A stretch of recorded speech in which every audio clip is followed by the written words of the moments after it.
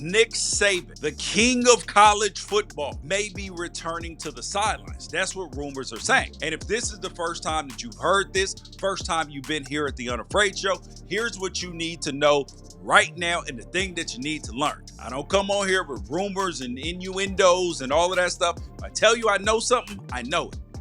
But I'm going to tell you this. There are Nick Saban rumors, and the people that these rumors have come from have also been right about Deion going to Colorado before the whole Jackson State thing blew up and he decided to go there. The same people that were right about Nick Saban retiring are the same people telling me right now that Nick Saban may be ready to come out of retirement. And a lot of it has to do with the legislation that has passed with the House settlement. Now, the question is, where would Nick Saban go? That's a whole different story because he is the GOAT, and there will be no shortage of teams or people that would want him on their sideline. But the team that he just left, Alabama, they're in a situation where bringing back Nick Saban ain't really a reality. You have Kalen DeBoer, who they signed to a $100 million deal.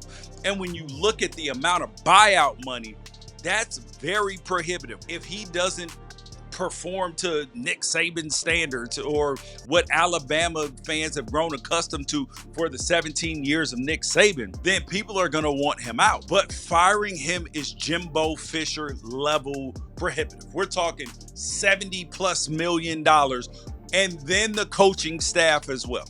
So for Alabama's athletic director, who has been talking about funds and NIL and all of this stuff, we don't have the funds as everybody else, paying that sort of buyout don't really seem realistic. So the question is, if Nick Saban did come back, where would he go? Where would fit? Because he spent the majority of his career in the South. That's the question. Where would he be willing to go? Yes, he went to Michigan State, but where would he be willing to go? Because there's not a question of who would want him. It is where he would go and if he wants to be there. Alabama plays on August 30th versus Florida State. And why does that matter?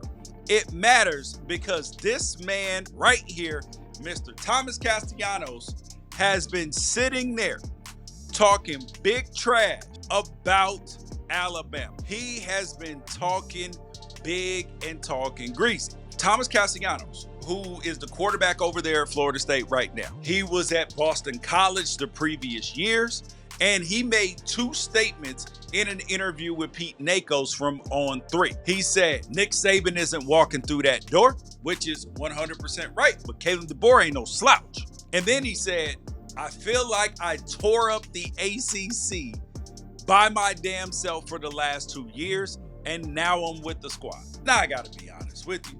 Thomas Castellanos has had some nice moments, but he has not been a force in the world of college football. Yes, he has been okay, and I'm not getting ready to sit here and act because playing college football and playing quarterback is very difficult. However, when we look at his stats, when we pull him up, we're looking at Thomas Castellanos, sophomore year, 189 for 330, 57% completions, 2,200 yards, 15 touchdowns, 14 interceptions. And then last year with Bill O'Brien, him and Bill O'Brien fell out, so that went away. And he was completing 61% of his passes for 18 touchdowns and only 5 interceptions.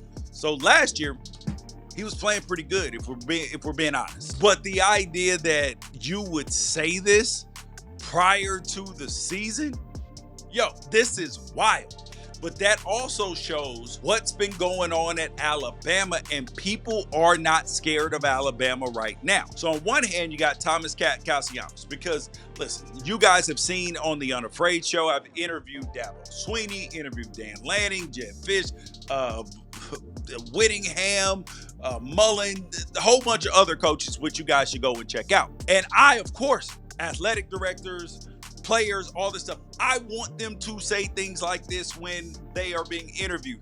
But I would also be sitting there like, did he just say this to me? Did he just say this? Because this is going to automatically draw a headline. And I'm not one of them people.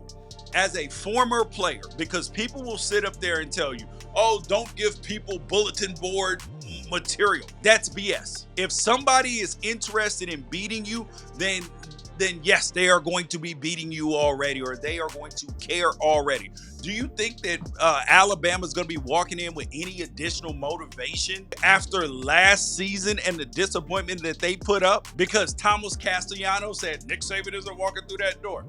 Man, I'm going to be honest. In my football experience, that lasts about 1 quarter.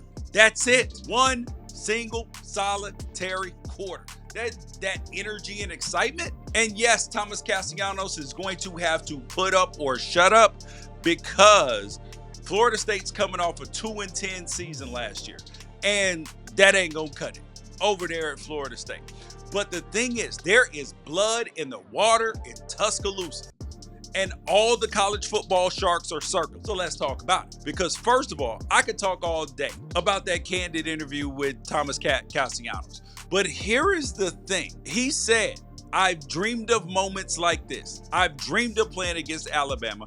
They don't have Nick Saban to save them. I just don't see him stop. Now, when I read that quote, I thought back to my interview with Dabo Swinney earlier this spring, where he repeatedly said that Clemson's accomplishments over his tenure are only second to Nick Saban. Not Alabama, just Nick Saban. Dabo has no reason to disrespect Alabama. He's an alumni. And Thomas Castellanos might have been bold, but he ain't speaking out of turn, because nobody's afraid of Alabama right now. Yes, their roster is still pretty damn good, but I guarantee you that Wisconsin is sitting up there in Madison thinking them same thoughts that Thomas Castellanos just expressed.